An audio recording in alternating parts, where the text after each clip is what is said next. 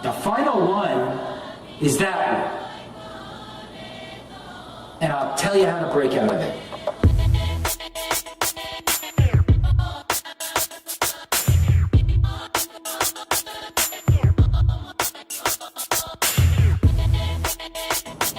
Once you get right to the end, okay, you will have grown up and realized how big you really are.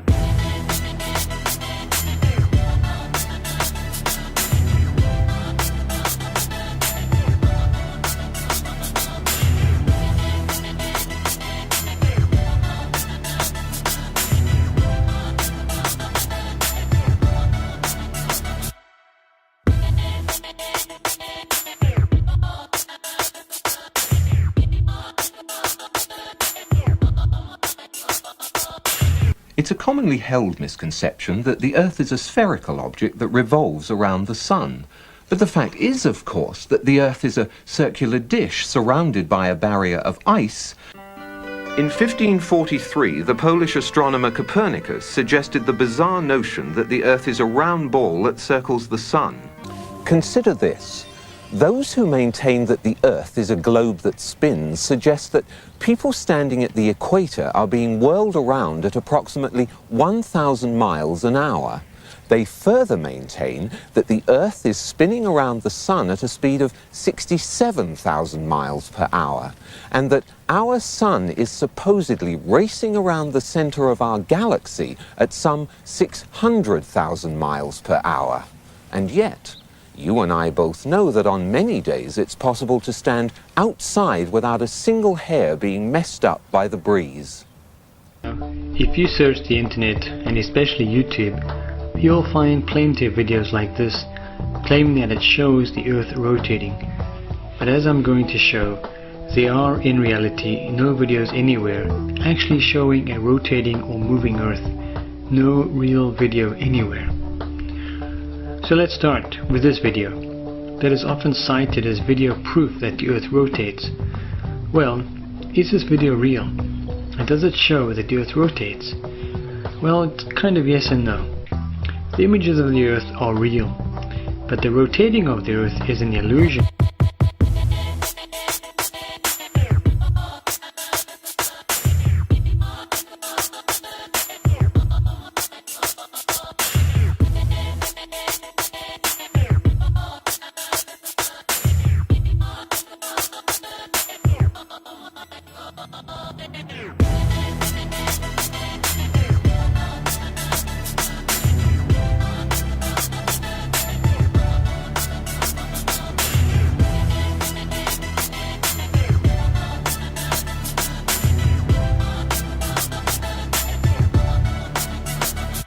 You put your hand outside a window of a car, which is going even at 80 kilometers per hour. A terrific wind goes blasting by and pushes your hand back. Imagine putting your hand outside the window of a car that's going 1,600 kilometers per hour.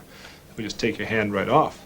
With a sphere of 4,000 miles radius being spun round once every 24 hours, a little bit of calculations will show that that person there is being spun round at about 1,000 miles an hour and it doesn't know it. I mean, this is obvious nonsense. You go on a merry-go-round and it goes, I doubt, more than 10 miles an hour, and you get off all dizzy. You mean to tell me that people can be spun round at approximately 1,000 miles an hour and not know it? Why, if this is so, this whole room that we're in is supposedly being spun round at something of approximately that order of speed, and we don't know it? I get dizzy just thinking about Newton. The whole thing, Copernicus, 1,000 miles an hour on yourself, going around the sun. Oh yeah, what's the size of the sun? Some say it's this. What's the distance? Some say it's that. Okay, so that means we're going how fast while we're spinning 1,000 miles on ourselves? That means we're going 65,000 miles around the sun every hour. 65,000, no, a lot of fucking speed that I don't feel right now. I hope you're right. It'll be the last thumbprints of what the plan was that you didn't get, and then you kill the messenger because you can't stand the humiliation the message gives you. The humiliation is what you have to learn. That's what you have to understand here and look at. Are you being humiliated? Has there been purposely a limit imposed on your perception? And is it a joke now for the people who did it? To the point that you, to admit it, is a total humiliation. Grow up. That is the total growing up. But it's only in realizing the total humiliation of you and your children and of everyone that taught you and how you fell for it and everyone before for thousands, if not the last for sure 500 years, since this whole circus of math and pictures started. This is an imperialism of your mind, your mind's eye, and disconnecting your senses from sensing, and then catapulting you, fast food, into a false conscious convergence of fake unity. Total control masquerading as good intention. And isn't the road paved with tons of those, huh? The final one is that one. And I'll tell you how to break out of it.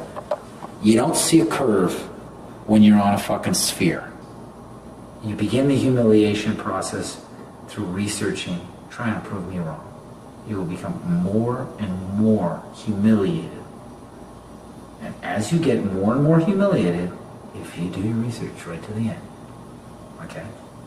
Intuitively, resonance, okay? Once you get right to the end, okay, you will have grown up and realized how big you really are, how huge and articulate and ready to do it, to learn it, to put every other trapping of vanity aside.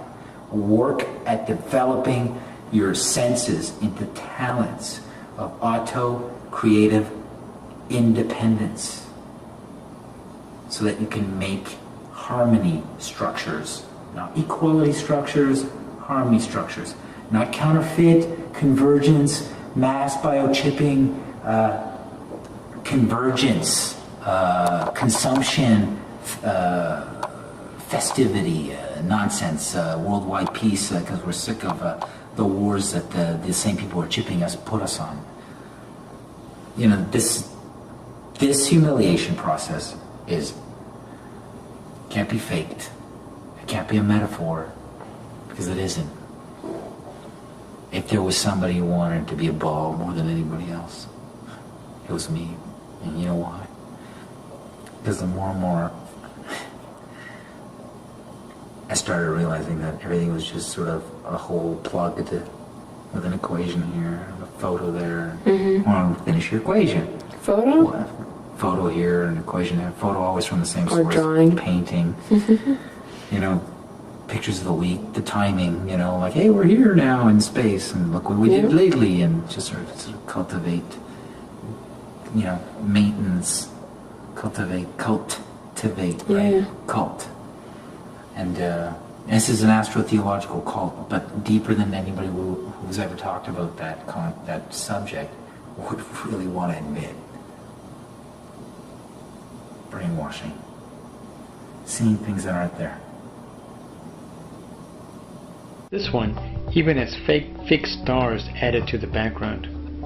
What I take away from these animations is that the animators can make the Earth appear to be rotating very fast or very slowly, or even stationary if they wanted to. My goodness, if they wanted to, they could probably put fairies in the background and make those rotate around the Earth.